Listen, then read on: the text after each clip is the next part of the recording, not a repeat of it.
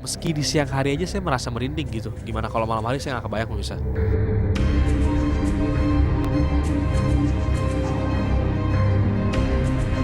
Nah, sebelum kamu lanjut nonton video ini, aku pengen kamu untuk subscribe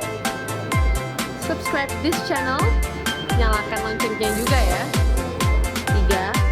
3, 2, 1. Udah. Nah, gitu dong. Thank you ya udah subscribe. Setelah menjalani eksplorasi di beberapa lokasi di Benteng Pendem, tim konon katanya pun kembali mencari titik-titik yang konon katanya angker di dalam Benteng Pendem Ambarawa ini. Bentengnya lumayan sangat besar nih pemirsa, kalau kita lihat nih. Bisa dilihat dari panjangnya bangunan ini. Sangat besar sekali pemirsa. Di sebelah sini tidak ada pintunya ya pemirsa. Benteng di sebelah sini juga nggak beratap pemirsa ya. Kalau pemirsa lihat lantai 2 dan 1, yang tersisa cuma bangunan-bangunan doang pemirsa.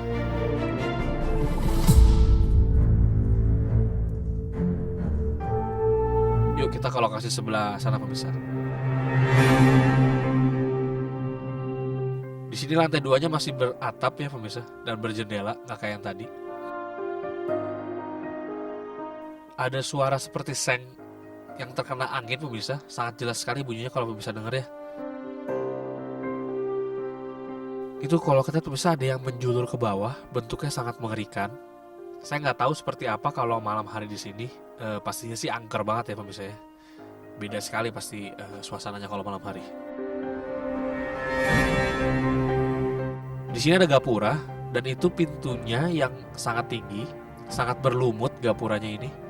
Mungkin karena umurnya sudah sama sekali makanya sampai dipenuhi oleh lumut seperti ini pemirsa.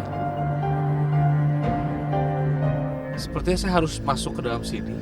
Dindingnya dipenuhi lumut kalau kita lihat nih, lantainya juga basah dan berlumut. Saya merasa agak merinding pemirsa di sini karena hawanya beda ya. Mungkin di sini agak pengap, makanya lantai-lantai berlumut juga. Jadi beda hawanya.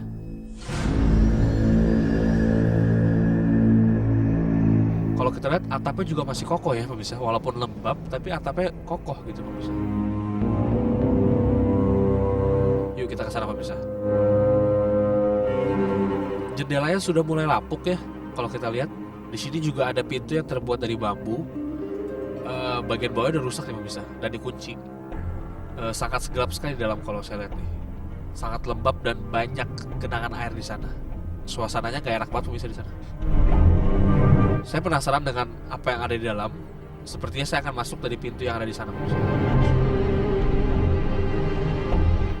Wah, di sini hawanya benar-benar menyeramkan ya pemirsa. Beda sekali kalau bisa lihat, sangat berlumut dan gelap. Meski di siang hari aja saya merasa merinding gitu. Gimana kalau malam hari saya nggak kebayang pemirsa.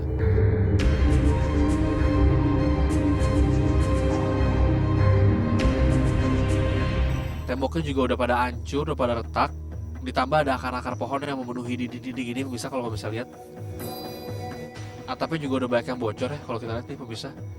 Hingga di dalam sini jadi agak becek. Sangat menyeramkan di sini suasananya. Mungkin jika eksplorasi di malam hari pasti berbahaya dan beda sekali vibe-nya pemirsa. Hawanya pasti beda sekali, jadi merinding pemirsa. Kalau saya lihat kondisinya seperti ini pada saat malam hari pasti beda pemirsa. Sepertinya saya harus cepat-cepat keluar pemirsa dari sini. Karena perasaan saya udah mulai gak enak pemirsa. Sepertinya saya harus menghentikan eksplorasi sampai di sini ya pemirsa.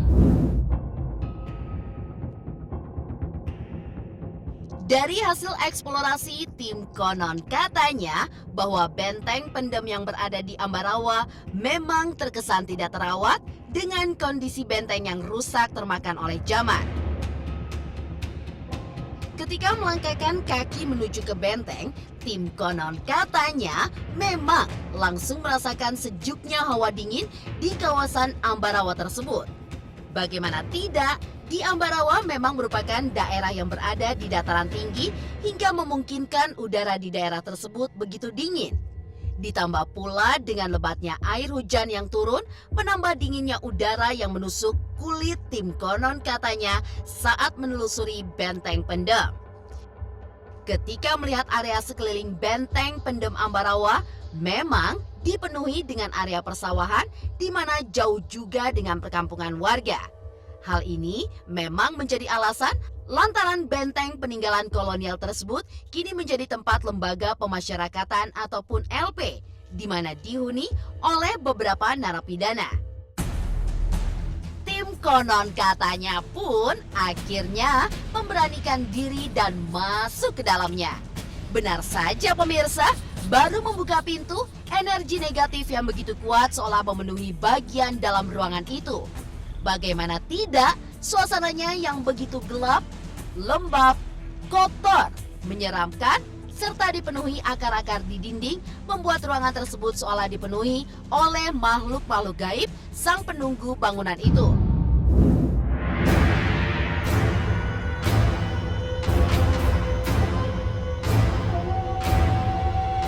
Mengenai sejarah lengkap dari benteng pendem ini, konon katanya benteng pendem atau dulunya bernama Benteng Fort William I yang terletak di Ambarawa, Kabupaten Semarang, merupakan bangunan peninggalan pemerintah kolonial Belanda yang mulai dibangun tahun 1834 dan selesai tahun 1845. Bangunan kuno yang dulunya jauh dari permukiman ini konon awalnya dibangun untuk kepentingan VOC, di mana digunakan untuk mengamankan pengangkutan hasil bumi yang melimpah dan perlu dukungan aparat militer. Terkait hal itu, konon katanya didirikanlah sebuah benteng pertahanan guna menampung personil tentara dalam jumlah yang cukup besar. Letak Ambarawa yang berada di tengah-tengah jalur Magelang Semarang pun konon juga dianggap strategis sebagai lokasi pengamanan. Hampir 11 tahun Belanda merintis pembangunan benteng yang diberi nama Benteng Fort William I. Tentunya dalam proses pendiriannya tersebut melibatkan ribuan kaum pribumi yang dipaksa bekerja tanpa upah sepeser pun. Hingga tahun 1845 berdirilah benteng yang kokoh sekaligus angkuh yang tak sembarangan orang diizinkan memasukinya. Memang agak susah menelisik manfaat bagi militer Belanda benteng pendem di tahun 1845 tersebut. Namun yang pasti, mulai tahun 1853 hingga 1927, konon katanya digunakan sebagai barak tentara KNIL. Yang unik pada bangunan ini terdapat ratusan jendela berukuran besar, di mana diduga bangunan kokoh tersebut dipakai untuk penyimpanan logistik.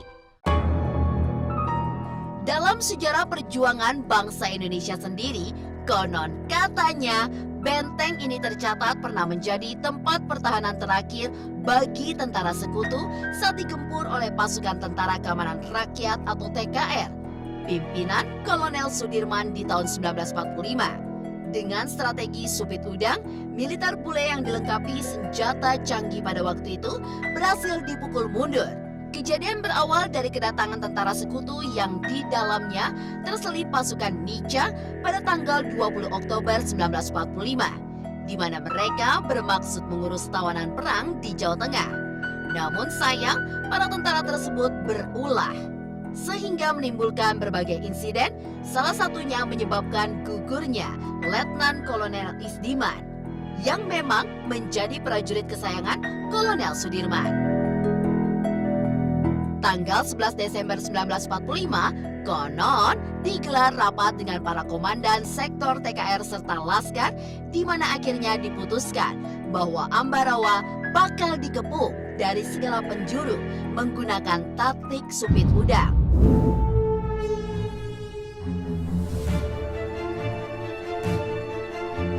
Menjelang kemerdekaan Republik Indonesia maupun pasca kemerdekaan, konon katanya benteng pendem mengalami berbagai perubahan fungsi. Pada tahun 1927, usai dipakai baraknya oleh tentara KNIL, sempat dijadikan penjara anak dan selanjutnya diubah sebagai penjara orang dewasa serta tahanan politik. Saat Jepang menduduki Indonesia tahun 1942, konon benteng tersebut difungsikan untuk kamp militer hingga tahun 1945. Hengkangnya militer Jepang, TKR menjadikan benteng tersebut menjadi markasnya sampai tanggal 23 November 1945. Untuk memasuki kawasan Benteng Pendem, pengunjung pun bisa melalui jalan di samping sebuah rumah sakit umum daerah atau belakang markas Yonkav 2 Tank Turangga Ceta. Ketika memasuki benteng ini, konon katanya pengunjung dilarang membuat kegaduhan hingga dilarang untuk naik ke lantai 2. Pasalnya, lantai 2 sendiri kini digunakan untuk tempat tinggal pegawai LP. Sedangkan lantai 1 sebagian dihuni personil polisi militer berikut keluarganya.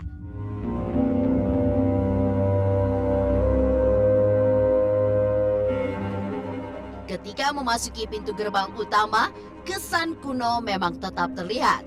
Namun, bangunan yang digunakan kantor instalasi tahanan militer Kodam 4 Diponegoro dan LP Ambarmang terlihat bersih. Tepat di depan terhalang sawah, konon katanya terdapat bangunan cukup luas yang dulunya digunakan sebagai dapur umum. Kondisinya teramat sangat menyedihkan lantaran tidak pernah terjamah manusia hingga bangunan itu lebih mirip markas lelembut.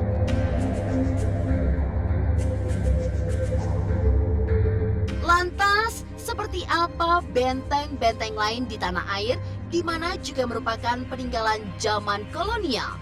Saksikan ulasan selanjutnya hanya di Konon Katanya.